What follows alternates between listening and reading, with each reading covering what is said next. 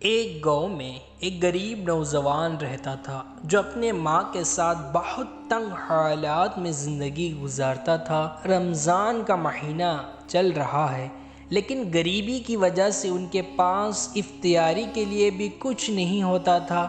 اس کے باوجود نوجوان اور اس کی ماں مضبوط ایمان کے ساتھ روزہ رکھتے تھے۔ یقین تھا کہ اللہ کی مدد ضرور آئے گی۔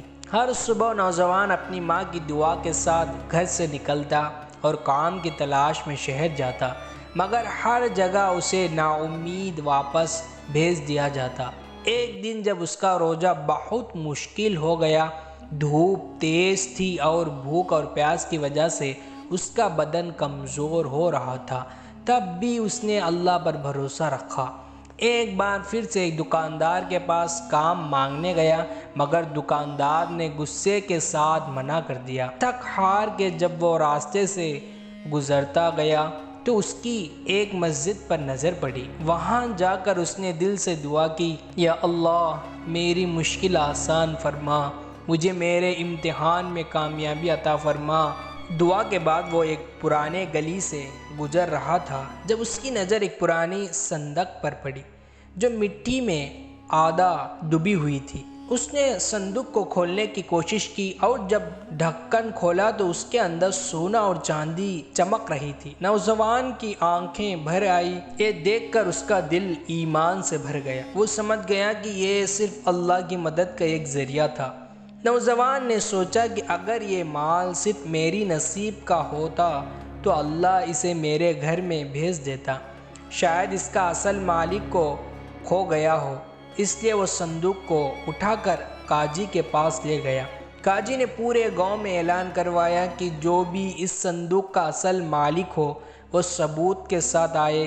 کچھ دن گزر آیا مگر کوئی بھی حقیقی مالک سامنے نہیں آیا۔ پھر قاضی نے فیصلہ کیا کہ یہ مال نوجوان کا حق ہے کیونکہ اس کی نیت صاف تھی۔ سونا اور چاندی ملنے کے بعد بھی نوجوان نے اپنی ماں کی تعلیم پر عمل کیا اور پورے گاؤں کی مدد کی۔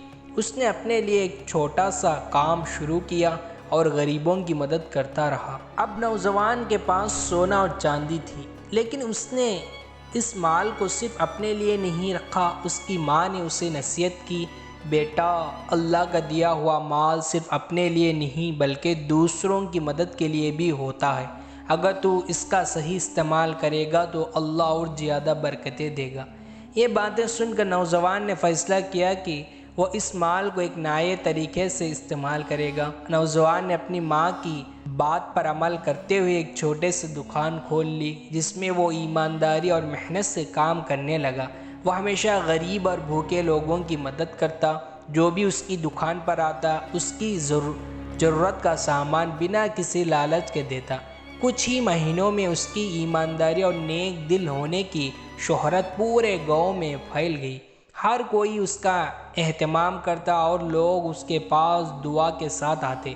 لیکن ہر ایماندار انسان کی طرح اس نوجوان کا امتحان بھی ختم نہیں ہوا۔ جب اس کے کام میں برکت آنے لگی تو کچھ لوگ اس کے دشمن بن گئے۔ ایک دولت مند سیٹھ جو ہمیشہ غریبوں کا حق مارتا تھا اس بات سے جل گیا۔ ایک غریب نوجوان صرف اللہ کے بھروسے پر اتنا کامیابی حاصل کر رہا تھا۔ اس سیٹھ نے نوجوان کے خلاف جھوٹا افواہ پھیلا دیا۔ لوگوں میں بات پھیلانے لگا کہ نوجوان کا مال کسی اور کا ہے اور اس نے جھوٹ بول کر یہ سب حاصل کیا ہے۔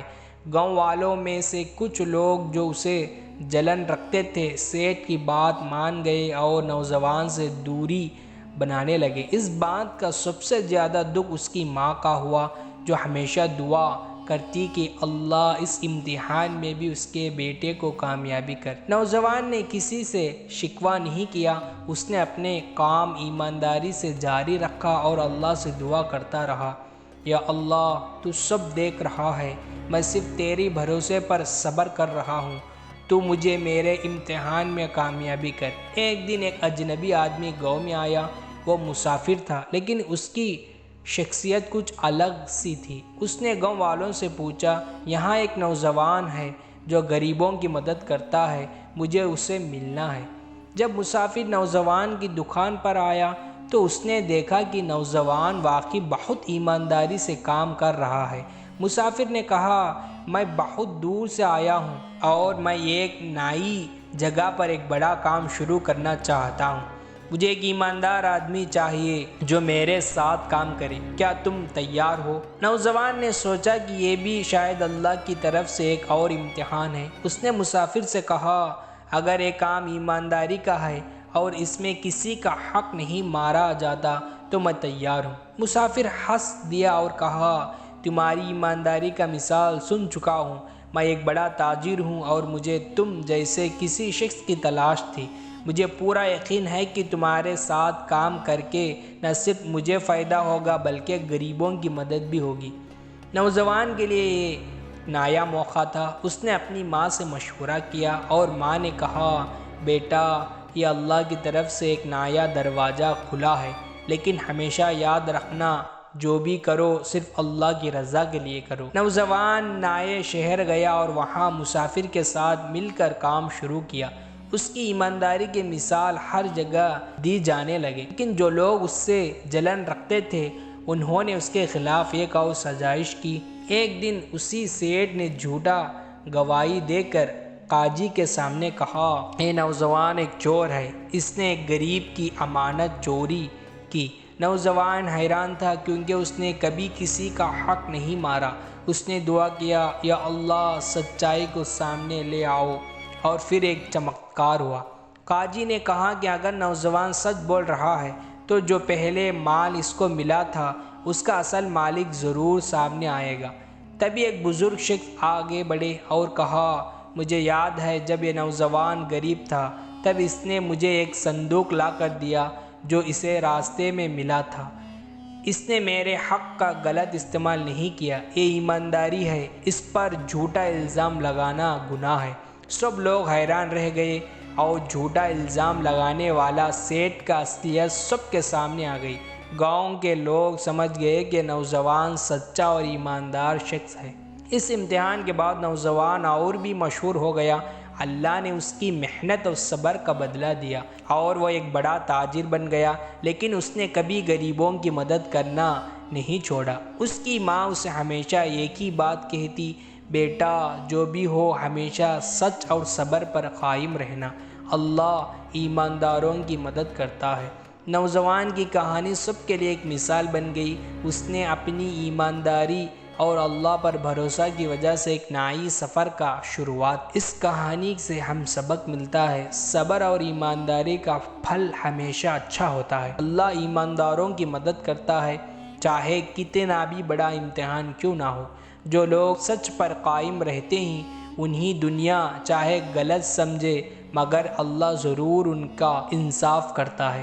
دوستو، اگر اس ویڈیو آپ کو پسند آیا ہو تو لائک کرے، شیئر کرے اور ہمارے چینل کو ضرور سبسکرائب کرو۔ خدا حافظ۔